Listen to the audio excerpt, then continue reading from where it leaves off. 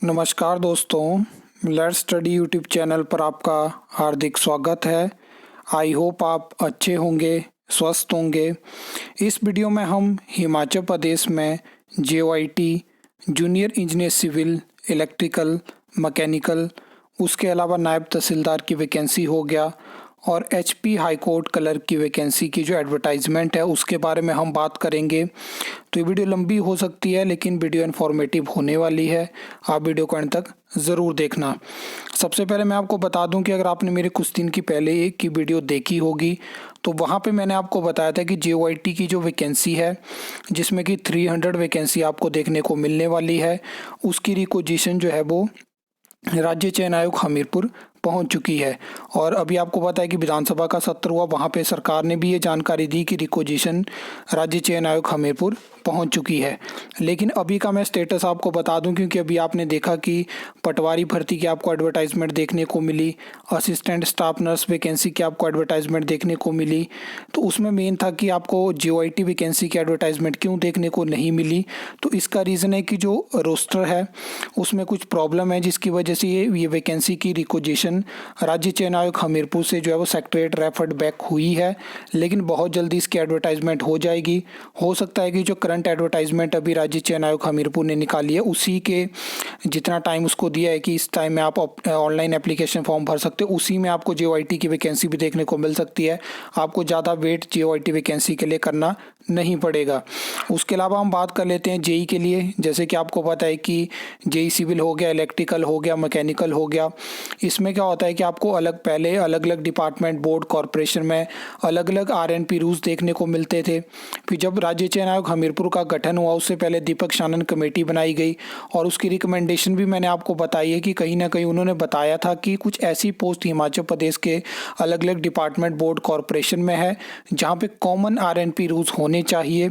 तो common RNP rules आपको अब JEE की पोस्ट के लिए अलग अलग डिपार्टमेंट, बोर्ड, कॉरपोरेशन में देखने को मिलने वाले हैं। जिसकी वजह से अभी क्या है कि जो JEE की वैकेंसी है सिविल की मैं बात कर रहा हूँ, PWD और जल शक्ति विभाग के लिए, वो थोड़ी डिले होगी।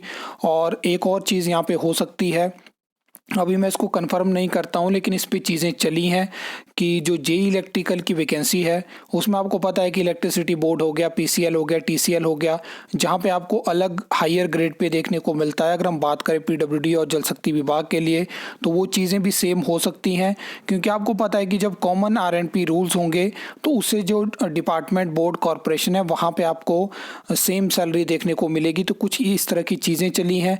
और उसके अलावा जैसे कि आपको पता होगा कि इलेक्ट्रिसिटी बोर्ड में फिर से जो है वो युक्तिकरण होने वाला है। तो इसमें फिर से JEE की कुछ पोस्ट ऐसी हैं जो ख़त्म हो सकती हैं, चाहे वो सिविल की हो, चाहे इलेक्ट्रिकल की हो, चाहे मैकेनिकल की हो। तो वर्तमान सरकार जो है वो JEE इलेक्ट्रिकल की भर्ती इलेक्ट्रिसिटी बोर्ड में फ़िलहाल नहीं करना चाहती है और पहले जो है वो युक्तिकरण करना चाहती है। उसके बाद आपको पता है कि कितनी पोस्टें वैकेंट बचेंगी और जब तक ये प्रोसेस चलती है तब तक सरकार नई भर्ती को आगे प्रोसेस नहीं करती है। तो ये सब चीज़ें बाकी देखते हैं कि कितने जल्दी हमें कॉमन RNP रूल्स देखने को मिलते हैं। उसके बाद ही आपको JEE सिविल में जो PWD और जल शक्ति विभाग के लिए 150 वैकेंसी है वो देखने को मिल जाएगी। इसमें थोड़ा टाइम लग सकता है, लगभग 1 मंथ 2 मंथ का आपको वेट करना पड़ सकता है। अब डिपेंड करेगा कि कितनी जल्दी चीज़ें होती हैं। अदरवाइज़ तो आपने देख लिया कि 2 साल तो सरकार ने इन वैकेंसी को डिले करा। नायब तहसीलदार की वैकेंसी के बारे में अगर हम बात करें तो ये एक मिस्ट्री बन चुकी है, जहाँ पे कुछ जानकारी निकल के आई थी कि नायब तहसीलदार की रिक्वेजिशन दोबारा से पब्लिक सर्विस कमीशन शिमला के पास पहुंच चुकी है। हो सकता है कि जनवरी के महीने में आपको नई एडवर्टाइजमेंट देखने को मिल जाए। और इसमें मैंने RTI के माध्यम से भी डिपार्टमेंट से जानकारी मांगी है। अब देखते हैं कि उनकी तरफ से क्या जानकारी हमें देखने को मिलती है, जिसमें वो अगर बताते हैं कि रिक्वेजिशन हमने कब भेजी है और क्या क्या चीज़ें, तो कंफर्म डॉक्यूमेंट के साथ मैं आपको दिखा दूंगा कि requisition public service commission Shimla के पास है। अदरवाइज जो है कि जो डेटा मेरे पास है, जैसे कि अक्टूबर मतलब 2025 तक की अगर हम बात करें तो तब तक जो है वो ना लेक्चरर की vacancy public service commission Shimla के पास है और ना ही नायब तहसीलदार की वैकेंसी। लेकिन हो सकता है कि नवंबर के महीने में रिक्वेजिशन जो है नायब तहसीलदार की पब्लिक सर्विस कमीशन शिमला के पास पहुंची हो। तो फिलहाल ये एक मिस्ट्री है। उम्मीद बस ये है कि जनवरी में आपको ये वैकेंसी देखने को मिल जाएगी, जहाँ पे क्या होगा, 1 साल पूरा हो जाएगा जब वैकेंसी को अप्रूव किया और वैकेंसी जब एडवर्टाइज होती है, वो भी अगर नेक्स्ट मंथ वैकेंसी एडवर्टाइज हो जाती है। हाई कोर्ट क्लर्क वैकेंसी की लास्ट मंथ भी मतलब उम्मीद थी कि एडवर्टाइजमेंट आ जाएगी। लगभग 15-16 वैकेंसी के आसपास आपको ये एडवर्टाइजमेंट देखने को मिलेगी। अब कुछ दिनों में भी आ सकती है, हो सकता है जनवरी के महीने में भी आपको ये वैकेंसी देखने को मिल जाए, लेकिन एक्सपेक्टेड है कि एचपी हाई कोर्ट क्लर्क की वैकेंसी आने वाली है।